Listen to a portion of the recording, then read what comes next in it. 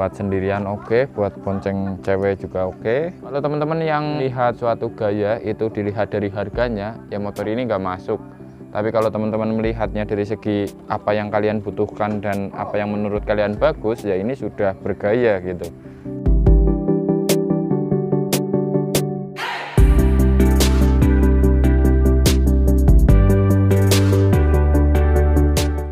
Halo guys, balik lagi di channel ini. Di video kali ini saya akan membahas mengenai Satria FU versi karbu, bisa dikatakan FU facelift. Apakah masih worth it di tahun 2023 ini? Silahkan simak aja videonya sampai habis.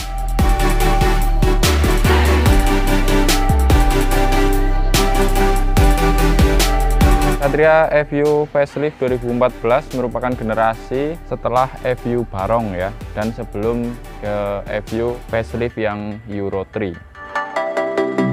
Untuk generasi Satria FU 4 tak, mulai dari yang pertama yaitu Satria FU CPU tahun 2004 dan Satria CKD atau yang kedua itu tahun 2006, dan ada Satria F150 tahun 2013 yang seperti ini ya. Sebenarnya ini sudah masuknya ke new Satria, bukan semuanya baru, tapi bukan facelift juga sebenarnya karena perubahannya cukup banyak yaitu di semua bodinya.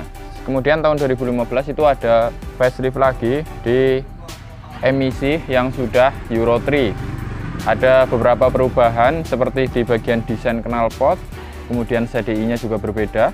Di kuncinya ada shutter key dan penutupnya, kemudian ban sudah tubeless, piringan cakram sudah bergelombang, dan tenaga sedikit lebih kecil sekitar setengah HP jika dibandingkan yang ini. Euro 3 itu ada dua tipe R dan tipe S. Kalau tipe R itu versi lengkapnya lah, dan sedangkan tipe S itu versi murahnya. Sayap samping lebih ramping dan mesinnya terekspos.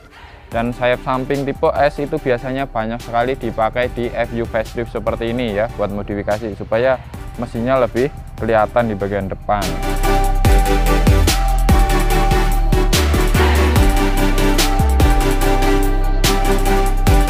Setiap kali saya membahas mengenai Satria FU facelift seperti ini, banyak sekali yang komen bahwa teman-teman itu lebih suka bodi Satria FU facelift seperti ini jika dibandingkan dengan FU Barong ataupun FU injeksi yang saat ini gitu. Jadi banyak yang suka dengan desain motor ini.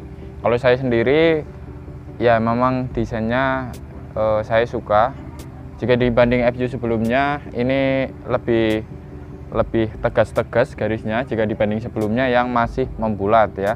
Seperti bodi samping itu masih lurus, tegas, bagian belakang itu lancip, bagian depannya sini juga keren, headlampnya jadi lebih slim dan garisnya itu tegas-tegas, nggak membulat, itu keren. Dan bodinya itu menurut saya kerennya itu masih kayak bodi zaman dulu yang bodi langsung nempel ke bagian sasis gitu, nggak kayak motor zaman sekarang yang banyak sekali tumpukan-tumpukan bodinya. Bahkan ada bodi halus, bagian dalamnya ada bodi kasar, ada macam-macam gitulah. Kalau ini masih kelihatan enak lah jika dibanding bodi-bodi motor zaman sekarang yang berlapis-lapis tapi jadi berefek pating keradak ya bahasanya. What?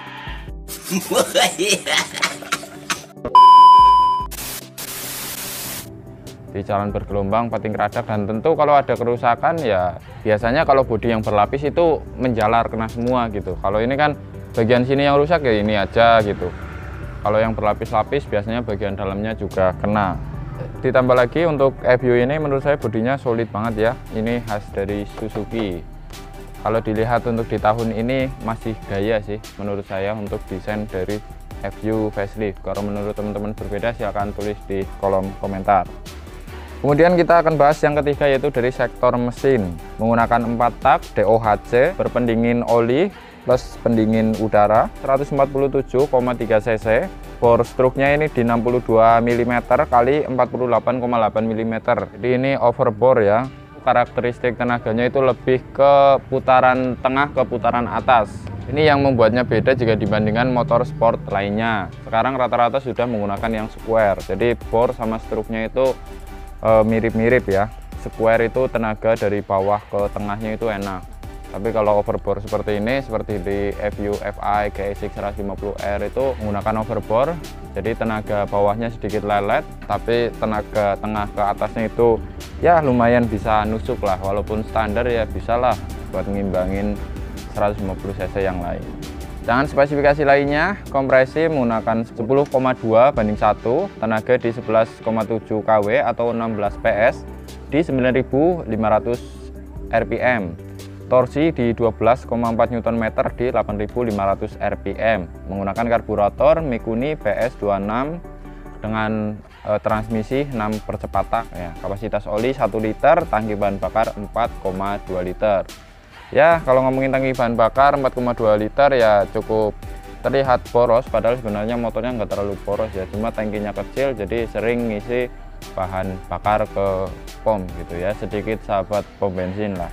Harganya 16 PS jika dibanding dengan CBR New ataupun CB New itu di 16,9 PS. Nah, ini ya masih bisa ngimbangi lah, lagi-lagi ya tenaganya nggak ketinggalan jauh. Tapi jika Sonic yang terbaru saat ini ya tenaganya di 16 PS, jadi sama dengan ini, dan Supra GTR itu di 16,3 PS.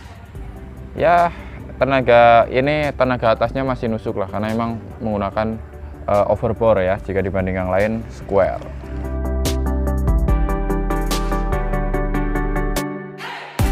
Kalau menurut saya pribadi, kalau dari segi pemakaian memang sedikit loyo di putaran bawah ya, tapi kalau putaran atas itu nonjok banget. Kemarin baru sempet gigi 5 100 ya, mau 120 lah, tapi masih boncengan itu ya, dan nafasnya masih panjang, cuma jalanannya yang nggak panjang gitu.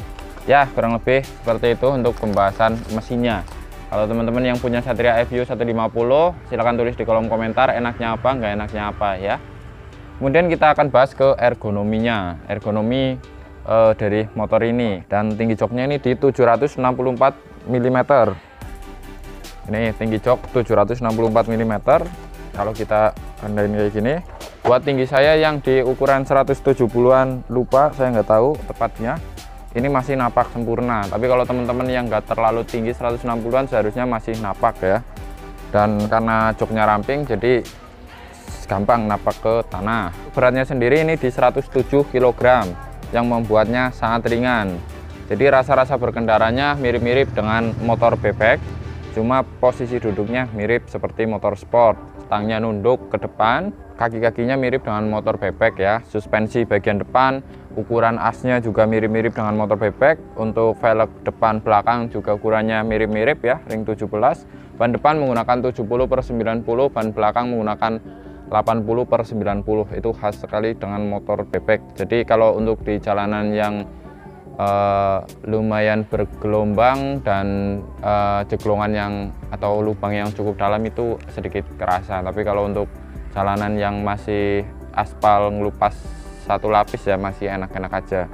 Sama suspensi depan sering mentok, dan suspensi belakang ini sering ngayun-ngayun. Kalau buat sendiri sih nggak terlalu kerasa ya, paling kerasa ngayun kalau di jalanan bergelombang, tapi kalau buat boncengan ini ngayunnya kerasa banget, dan membuat kalau kita lagi riding sambil boncengan akan terasa lebih capek karena sok belakangnya ngayun-ngayun karena terlalu lembut. Jadi kalau teman-teman yang pengen lebih perfect lagi ya ganti ke shock yang ada setelannya atau yang lebih berat atau dimodifikasi lah, di custom ya. Dan kalau teman-teman posisi duduknya lurus seperti ini akan terasa pegel banget tangannya karena tangannya itu nahan. Tapi kalau teman-teman sedikit maju posisinya kayak gini, nggak terlalu mundur banget kayak gini ya, sedikit maju dan tangannya nggak usah dikencengin kayak gini, ini masih bisa santai, nggak terlalu pegel. Kalau mau racing tinggal ke belakang kayak gini. Nah, posisi racing seperti ini enak banget ya, tinggal ngimbangin pakai kaki. Nah, kalau pakai step bawaan ini terlalu ke depan, teman-teman tinggal ganti pakai underbone di bagian sini, ini akan lebih perfect lagi. Tapi stang nggak usah dipendek-pendekin, bawaannya ini udah enak. Menurut saya pribadi untuk Satria F150 ini atau yang biasa disebut FU facelift, menurut saya sih masih rekomen ya buat di tahun ini, karena desainnya masih bagus, bisa dikatakan timeless ya. Kalau kita melihat body-body yang terlalu agresif biasanya sering bosen, tapi dengan body-body seperti ini masih enak dilihat bahkan sampai saat ini. Ya desainnya bagus lah. Kemudian mesin masih bisa ngimbangi 150 cc yang terbaru saat ini. Dan apalagi ya masih bisa buat gaya lah dengan desain seperti ini. Buat sendirian oke, buat bonceng cewek juga oke. Kalau teman-teman yang melihat suatu gaya itu dilihat dari harganya, ya motor ini nggak masuk. Tapi kalau teman-teman melihatnya dari segi apa yang kalian butuhkan dan apa yang menurut kalian bagus, ya ini sudah bergaya gitu. Tapi kalau dilihat dari harganya, ya ini harganya cukup murah untuk saat ini. Ini saya di sini sudah ada data dari harga bekas di daerah Kebumen. Untuk unit yang seperti ini, kalau kilometernya rendah itu di harga 10 juta, bisa lebih sedikit. Kalau yang kilometernya di bawah 20.000 dengan mesin yang bagus, nggak ada klotok-klotok, nggak ada suara aneh-aneh, dan yang lain juga masih bagus, itu 10 jutaan lah. Kalau yang pemakaian normal, kilometer 50 sampai 60.000 bahkan 70 ribuan, itu di harga 9 jutaan dengan model facelift seperti ini.